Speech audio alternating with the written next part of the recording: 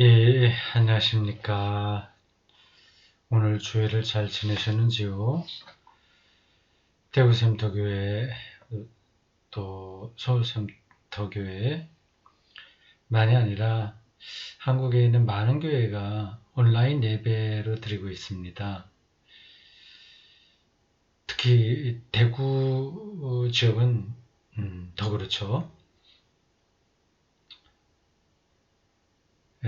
이런 사태가 좀 빨리 끝났으면 좋겠는데 어, 우리가 예상하기가 좀 쉽지 않죠.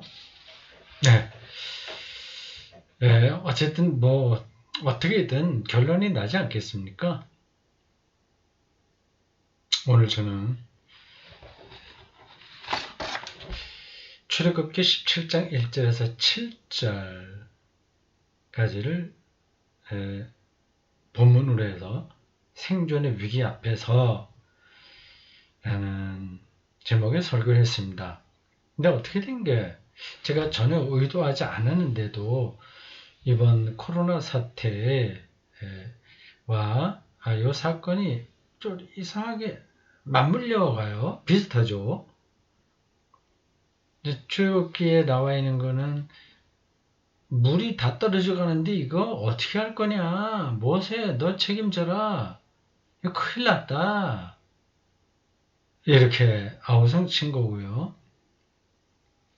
지금 코로나19 사태로 인해서 왜 이따위로 방역과 치료 문제들을 하냐? 실패했다. 이렇게 아우성치는 사람들도 일부가 있죠. 뭐 다는 아니고 어쨌든 그 상황이 좀 비슷합니다.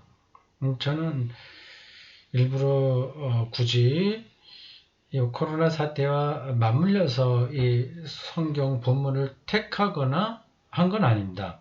그래서 이게 교회력, 처치 캘린더에 따른 렉셔너리에 주어진 말씀을 선택한 건데 공교롭게 딱 맞아 떨어졌습니다.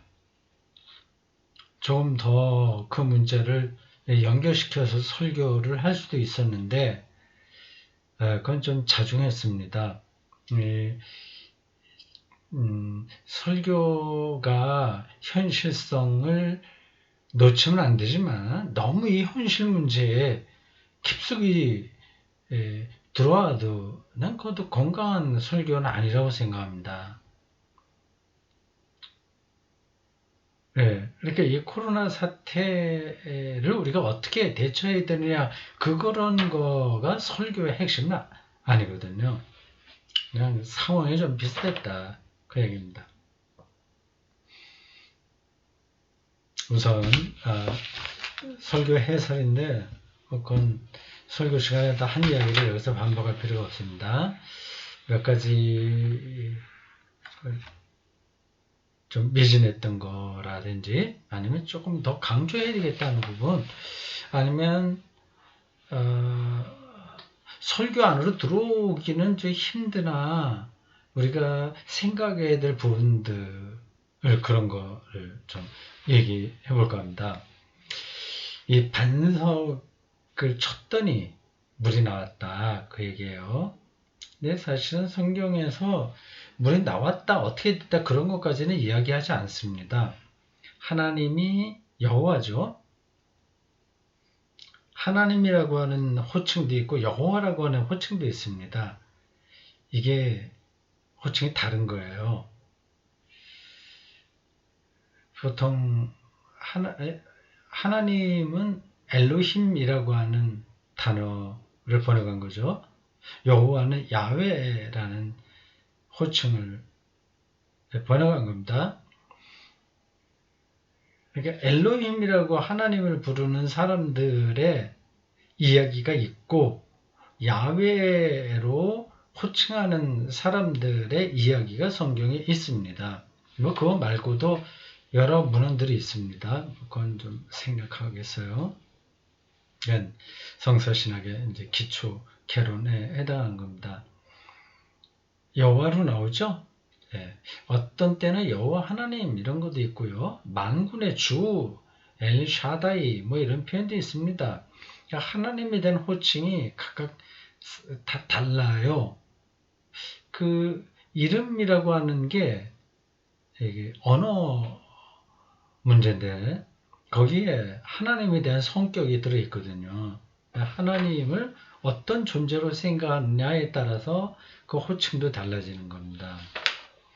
어쨌든 야훼께서 이 곤란한 지경에 떨어진 모세에게 호렙 산으로 와서 사실은 그 신의 산이기도 하고요. 호렙 산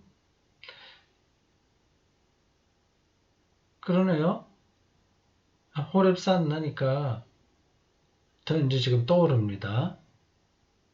그걸 설교 시간에 했어도 되는데 호렙 산 이게 어떤 산입니까? 모세가 소명받은 곳이잖아요. 그 말은 모세가 익숙하게 아는 곳이라고 하는 겁니다. 호렙산이라고 한다면 가시떨기나무 그 기억하시죠?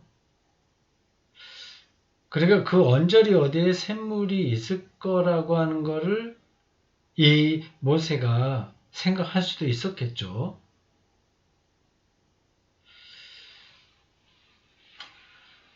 설교 시간에 그 본문 해석에 여러분들의 생각하던 거하고 좀 다른 게 나왔을지 모릅니다. 이 모세가 바위를 딱 그 지팡이로 치니까 물이 나왔고 꼭 그 초자연적인 기적 이렇게 생각하지 마라. 그 이스라엘 백성들이 조금 더 가면 이제 샘물을 만날 수 있는데 그걸 기다리지 못해서 아우성이니 모세가 이제 하여튼 물을 찾아야 되니까 어디 가서 찾게 된 거다. 이제 그런 쪽으로 해석을 했어요. 이건 너무 성경을 인간적으로 너무 이성적으로만 해석하려고 하는 것 같다. 혹시 그렇게 생각하시는 분들이 계실지 모르겠습니다. 성경은 이성적으로 해석해야 됩니다. 하나님을 영과 진리로 예배 드리라고 했잖아요. 요한복음에. 그게 이제 이성적으로 드리라는 뜻입니다. 이성과 영, 진리. 예. 성경은 모든 일들을 이렇게 구체적으로 나열하지 않습니다.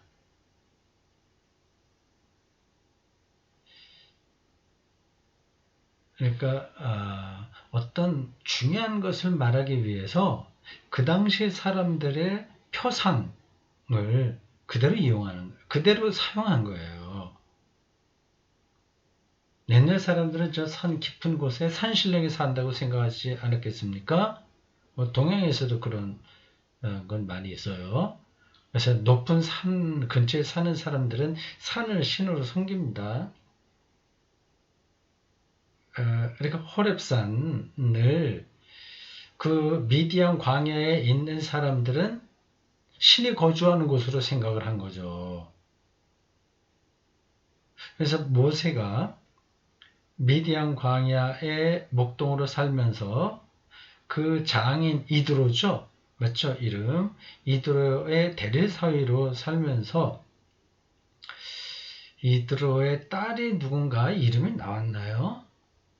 지금 저 기억이 나지 않습니다. 어쨌든 대릴 사이로 40년 동안 살면서 어느 날 호렙산 언저리 갔다가 불이 붙었는데 타지 않는 가시 동굴을 보고 거기서 어떤 거룩한 경험을 한 거 아니겠습니까?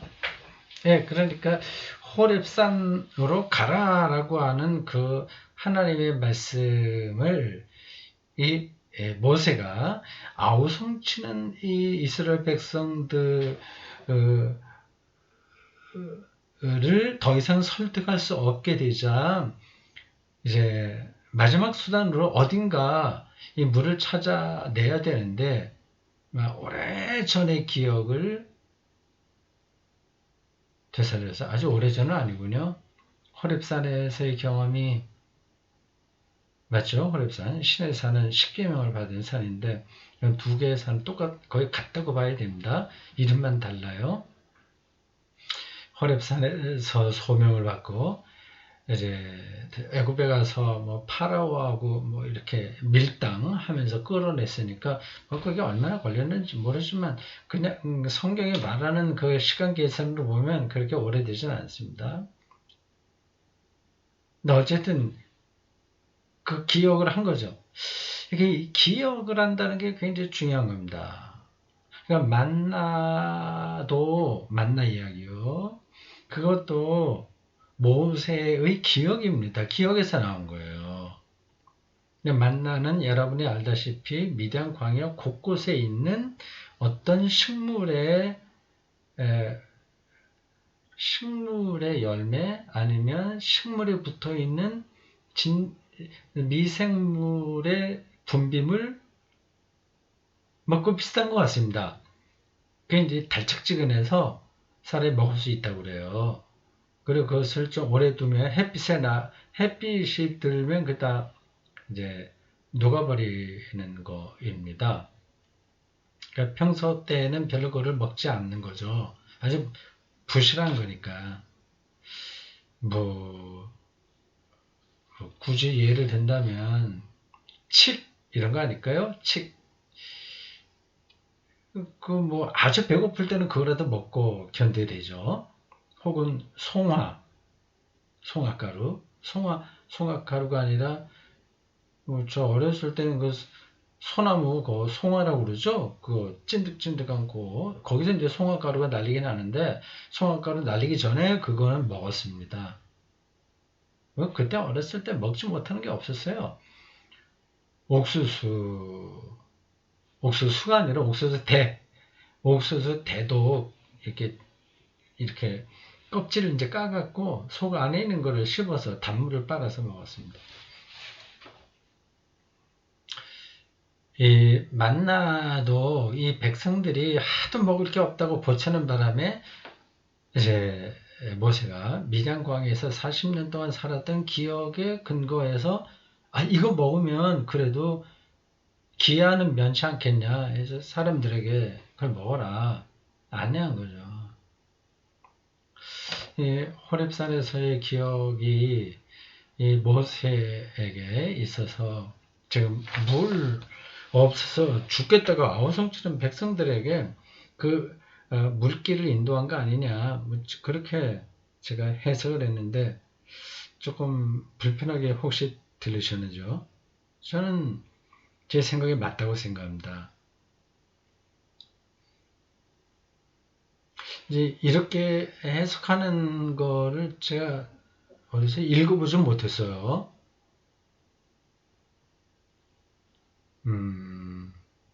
예, 뭐, 그 정도까지만 하고요. 여호와가 모세를 인도했다고 그러지 않습니까? 뭐 이렇게 하고 저렇게 이렇게 해라. 일단 성경의 표현이 그걸 이제 오해하는 데서부터 여러 가지 문제들이 벌어집니다. 그걸 하나님이 나타나서 직접 얘기한 것처럼 생각하는 사람들이 있어요. 실제로 그렇게 하나님이 모세에게 지금 제가 여러분들에게 말하듯이 말을 해서 이렇게 해라 저렇게 해라 이렇게 그걸 가르쳐 준 것처럼 사람들이 생각합니다. 그건 오해예요. 하나님이 어떻게 그렇게 나타나서 하시겠습니까? 이제 그런 하나님이라면 지금도 그렇게 나타나야 되잖아요. 그렇지 않죠? 지금 설교를 제가 했잖아요. 근데 성경에 있는 것을 서로 각자 다르게 해석하죠. 정윤수 목사 뭐 맞게 하는지 틀리게 하는지 모르겠지만 일단 뭐 다를 수 있지 않습니까? 서로 다르게 준비한단 말이에요.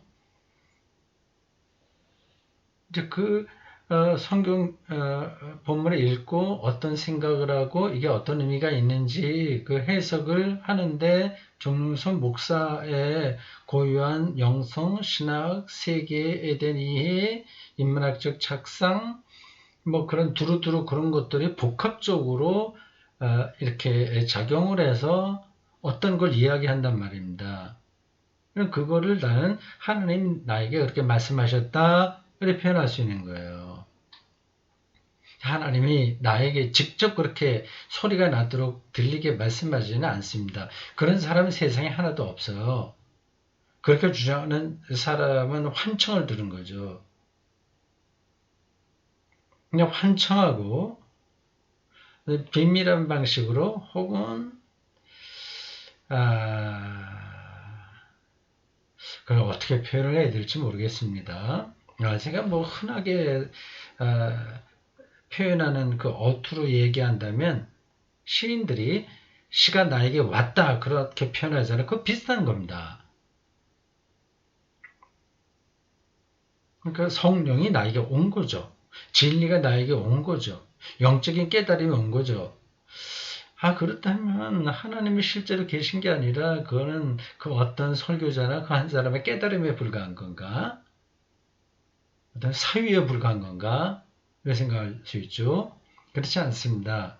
이건 더 복잡한 문제라서 더 이상 나가지 않겠습니다. 어쨌든 내가 하나님의 목소리를 들은 것처럼 성경에 기록되어 있기 때문에 지금도 어떤 사람들이 하나님의 목소리를 들은 것처럼 말하면 그는 가짜입니다. 그냥 문학적으로 그렇게 표현했다면 수사로서 그렇게 말을 했다면 그건 괜찮아요. 문학적으로. 시인이 그렇게 말하듯이. 그러나 성경에 이렇게 표현한 거를 그냥 실질적인 것처럼 받아들이면서 하나님이 나에게 이렇게 말했다. 다른 사람에게는 말하지 않는데 나에게만 들렸다. 그래 말하면 안 되는 겁니다. 여호와가 이 모세에게 호렙산으로 가서 바위를 네 지팡이로 치라 그러면 물이 나올 텐데 그걸 백성들에게 먹이라. 장로들을 데리고 가라. 그렇게 말씀하시다고 그랬지 않습니까? 그건 모세의 행위에 대한 성서기자들의 해석인 거예요. 그러니까 모세가 그렇게 했다는 거는 하나님이 그에게 명령했기 때문에 그렇게 행동한 거죠. 말이 이제 제 자리에서 잠깐 빙빙 도네요. 앞으로 나가지 못하고.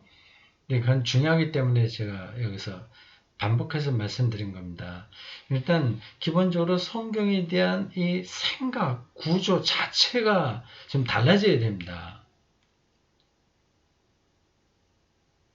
그렇다면 성경은 그냥 옛날 다른 문헌들처럼 문학 작품 뭐 그런 정도 일반적인 문헌하고 뭐 다를 게 없다는 말이냐 그런 질문도 가능합니다.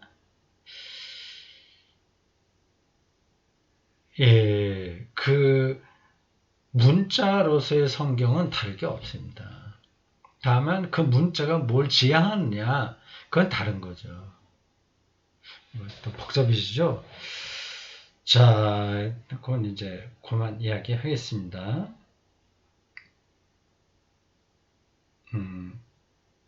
그 사건에서 핵심은 설교에도 말했지만 이 지팡이 뭐 손오공의 지팡이 좀 되나? 하여튼 그런 걸로 바위를 치자. 거기서 물이 콸콸 쏟아졌다. 이런 생각으로 성경을 읽으면 안 됩니다. 그 당시 고대인들의 표상 구조예요. 표상. 생각 이게 그런 겁니다. 그 지구가 중심이고 해와 달이 돌고 이게 다 표상이거든요. 표상? 표현이 정확한가? 어떤 표상 이게 전문적인 용어라서 제가 그 개념을 설명하기가 그런데 뭐 이 시간에 좀 미묘해서 또 다 잘 알고 있는 것도 아니고요. 한마디 말하면 지금 그 전문 용어가 철학 신학의 자리를 잡은 겁니다. 표상 철학 용어예요. 후 슈텔룽이라고 하는 독일어입니다. 후 뭐 앞에 슈텔룽 이거는 슈텔렌이라고 하는 동사의 동명사예요. 그래서 앞에 둔다는 겁니다. 그러니까 어떤 생각을 앞에 두는 거, 그걸 이제 표상이라고 합니다. 그러니까 하나님이 어떤 분이야 라고 하는 생각이 있는 거예요. 그걸 표상이라고 합니다. 네, 그런 것들이 왜곡되어 있으면 다른 것까지 다 허물어집니다. 우리는 좀 더 철저하게 세상을 직관하고 보편적인 진리, 나만 뭐 특별히 다른 것처럼 비밀을 나만 간직한 것처럼이 아니라 뭐 모든 것들은 자기 혼자의 비밀은 당연히 있어요. 진리도 그런 성격이 있는데 그것의 근거들은 늘 보편적으로 설명할 수 있어야 됩니다. 베드로 전서가 보세요. 내가 알고 있는 희망에 대해서 사람들에게 설명할 준비를 해라 얘기하는 겁니다. 그렇게 말하고 있어요. 그러니까 이 반석을 지팡이로 쳐서 물이 쏟아졌다고 하는 것을 다른 사람들, 교회 밖에 있는 사람들도 일단 알아듣도록 설명을 해야 되잖아요. 믿느냐 믿지 않느냐는 둘째치고 알아듣도록 설명해야 되잖아요. 그러면 그 손오공이 뭐 이렇게 자기 뭐 머리카락을 뽑아서 이렇게 휙 뿌리니까 똑같은 복제품이 많이 나왔다. 이런 식으로 얘기하면 곤란하지 않습니까? 제가 앞에 설명한 거. 그거 호렙산에서 기억했던 것, 그 샘물, 바위 틈에서 나오는 물 기억하고 가서 그거를 장로들에게 알려줬다. 그렇게 설명하는 게 훨씬 더 설득력이 있는 거죠.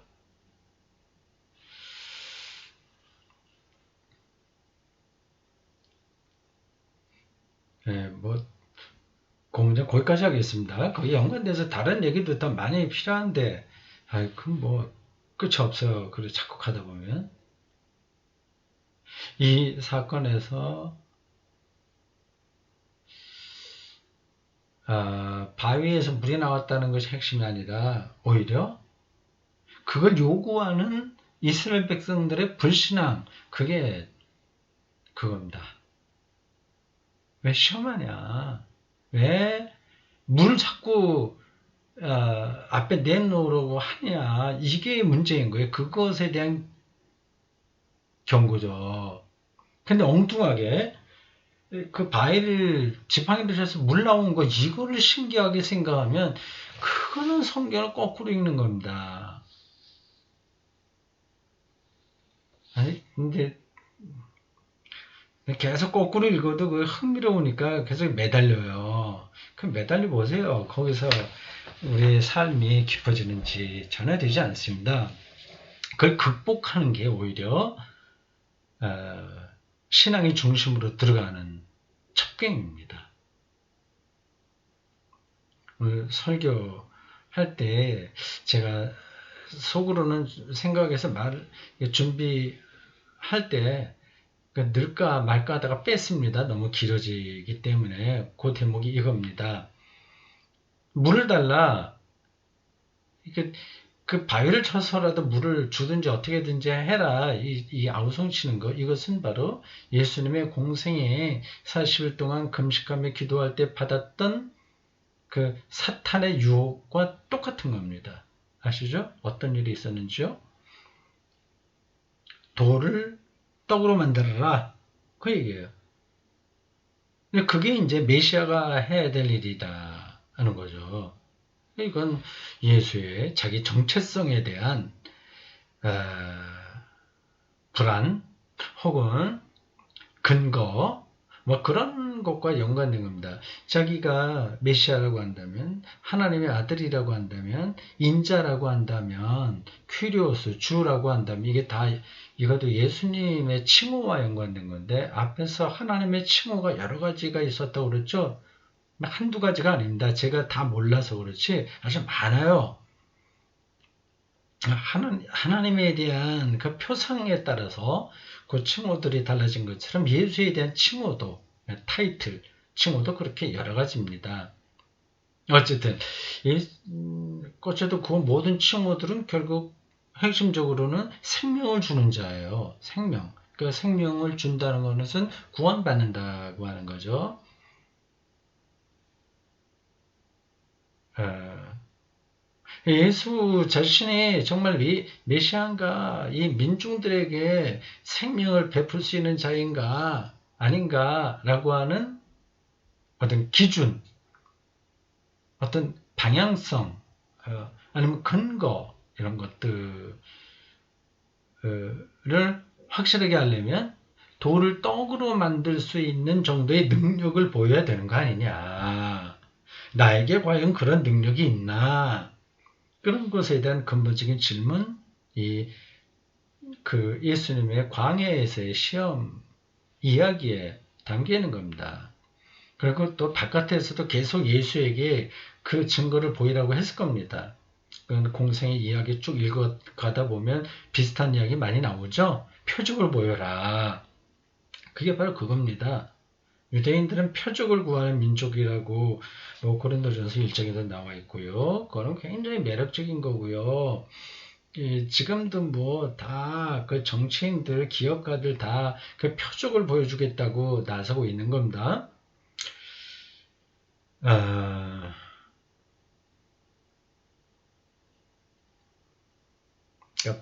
돌을 떡으로 만들어 봐. 그러면 네가 메시아인 거 인정해 줄게 라고 하는 요구, 사탄의 유혹, 그거하고 이 물이 부족했을 때 물을 달라고 하는 이 이스라엘 백성들의 그 모세를 향한 요구, 똑같은 겁니다. 그러니까 바위를 쳐서 물이 나왔다고 하는 거에 관심을 가지면 그 똑같은 신앙이 되는 거예요. 그러면 돌을 떡으로 만드는 거하고 똑같은 거 아닙니까? 그게 사탄의 유혹이라고 한다면 이것도 사탄의 유혹인 거죠. 그 사탄의 유혹은 대단히 매력적인 겁니다. 그래서 자꾸만 거기로 빠지게 됩니다. 그렇다면 성경에 있는 모든 초자연적 기적, 홍해를 가르게 했다거나, 만나가 내려온 거나, 그건 이미 다 설명을 한 겁니다만은, 그런 것들이 아무 근거가 없는 거냐. 근거가 있다 없다라기보다도 별로 그거는 큰 의미가 있는 게 아니라는 겁니다. 그런 그 시대에서 요구되었던 것들이에요. 이건 말하기 시작하면 끝이 없는데 여리고성이 무너진 사건도 있지 않습니까? 생각해 보세요. 매일 그 제사장 중심으로서 여리고성을 몇 바퀴 돌았죠? 7바퀴씩 돌았나? 제가 하여튼 이런저런 여러 가지 성경에 나와 있는 정보가 좀 뒤섞여 있어갖고 때에 따라서는 정확하게 알지 못할 때가 있습니다. 그래서 마지막 날 일주일 동안 돌았다고 그러죠. 마지막 날 어떻게 돌아서 그게 다 무너져 버렸다. 다 정복했다. 그런 하나님의 초자연적 기적 사건. 그렇게 말하기 시작하면 참 곤란한 일이 많이 벌어집니다. 그 다음에 아이성의 문제도 있고요. 여리고성, 아이성 다 정복하잖아요. 그래서 남녀노소 할 것 없이 다 싹쓸이해서 죽이는 그런 일들도 있고요. 말이 됩니까?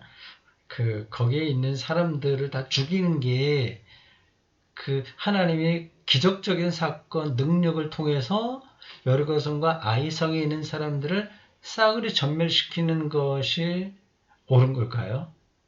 그건 아니거든. 홍해 사건 다시 보세요. 이스라엘 백성들은 무사히 다 빠져나왔어요. 마른 땅처럼. 근데 뒤쫓아오던 바로의 이 마병들은 몽땅 거기에 수장되고 말았습니다. 그것을 출애굽기 거기 15장하고 전인가 14장인가 거기서 모세의 노래와 미리암의 노래로 하나님의 능력을 찬양하고 있습니다. 생각해 보세요. 아무리 그 애굽이 악한 제사라고 하더라도 뒤따라오던 바로의 군사들이 몽땅 다 거기 가서 죽는 거 이게 하나님 뜻이겠어요? 그 사람들 다 하나님이 창조하신 사람들 아니겠습니까? 아니, 어떻게 생각하세요? 그건 말이 안 되는 거거든요. 근데 왜 성경을 그렇게 기록했냐? 이건 이제 해석을 해야 되는 겁니다. 뭐, 그건, 지금 뭐, 그걸 더 이야기할 수 있는 그런 여유는 없습니다. 생각해 보시라. 그 얘기입니다. 우리 머릿속에 그 잘못된, 하나님에 대한 잘못된 포슈델룽, 그 표상이 있어서, 이 선악 이원론, 그리고, 많이요. 그런 거 많습니다. 그리고 선민사상, 뭐 등등등등 그렇게 이제 나오게 되죠. 그러면 성경에 그런 이야기가 분명히 있는데 이걸 어떻게 우리가 잘 종합적으로 해석해낼 수 있느냐. 거기 이제 하머니틱스라고 해석학적인 어떤 관점들, 통찰들 그게 필요합니다. 근데 여러 지평들이 있어요. 신앙에서도. 그러니까 가장 높은 것 차례차례 내려와 있어요. 그러니까 하나님이 세상을 창조하셨다. 이게 가장 절대적인 겁니다. 그럼 그 다음에 이런 게 있어서 밑에 있는 것들은 위에 있는 것에 근거해서 해석이 돼야 되는 겁니다. 그러니까 홍해에서 수장된 그 파라오의 군병들도 다 하나님이 창조한 자들이라고 하는 걸 전제해야 돼요. 근데 그들이 왜 수장되었다고 하는 것을 그렇게 소리 높여 이 출애굽기 기자들은 그리고 뭐 고대 이스라엘 백성들은 일종의 민담처럼 내려온 이야기인데 그렇게 했냐? 그건 이제 근데 해석이 필요한 거죠. 그 파라오 제국주의는 하나님을 자기를 절대화하기 때문에 하나님의 창조 질서를 허무는 자들입니다.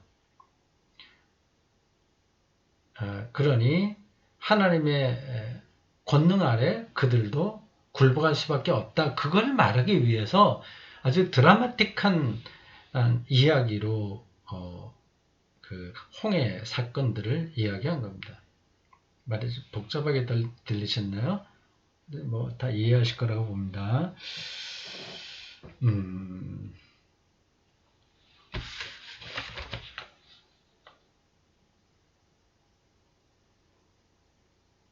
이 물 부족이라고 하는 재난 이 앞에서 이스라엘 백성들이 하나님을 의심했다. 그게 이제 이 본문의 핵심 주제입니다.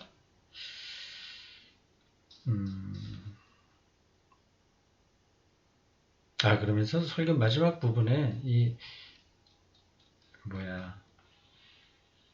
지금 우리가 어느 정도 잘 살게 됐으니까 이제 더 이상 이런 문제로 경제가 발전해야 되고 어떻게 하고 그런 거 이제 그만하자. 그거보다는 빈부 격차를 줄이는 거 이게 지금 우리 가장 중요한 아젠다다. 그런 뜻으로 말했습니다. 난 그거 옳다고 생각합니다. 옳다고 생각하니까 설교했겠죠. 그게 핵심 주제는 아닙니다만은 얘기하다가 설교가 그쪽으로 흘러갔습니다. 그런 문제를 끌어들인 거예요. 그러니까 교회 문제도 마찬가지입니다.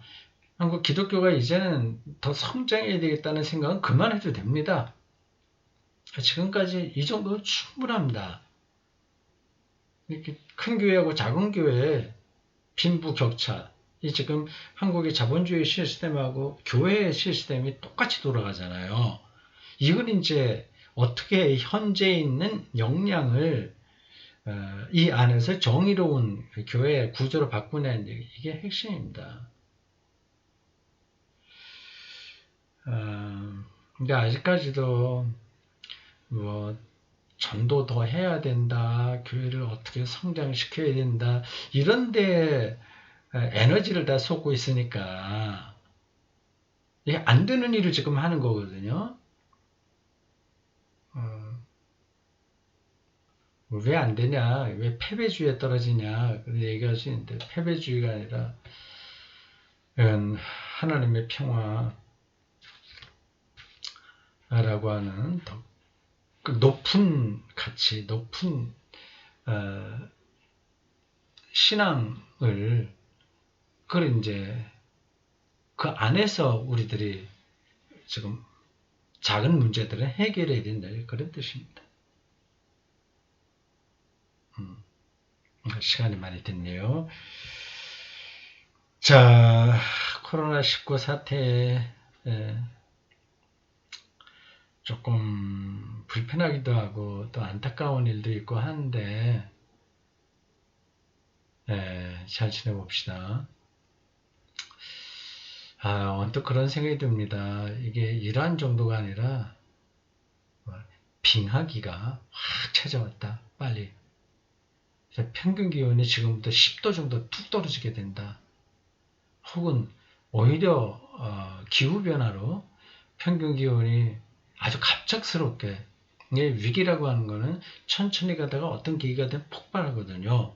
우리나라에서 그리고 이탈리아에서도 보듯이 이 바이러스가 어느 정도까지는 그냥 나타나지 않다가 갑자기 일어날 수 있어요. 그건 안 그럴 수도 있고 그럴 수 있는데 그럴 수도 있다는 건 분명합니다.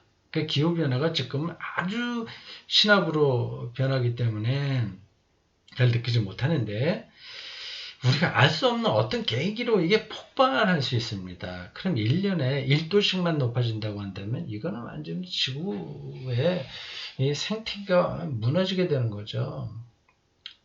그때 되면 어떻게 될까? 이제 이게 참 설마 그런 일이 일어날까봐 이 세상 우주 전체는 다 설마 우리의 생각이라고 하는 것이 얼마나 짧은지 제한적인지 큰 틀에서 보면 우리가 설마라고 생각했던 일들이 다 일어납니다. 자, 여기까지입니다. 잘 지내십시오.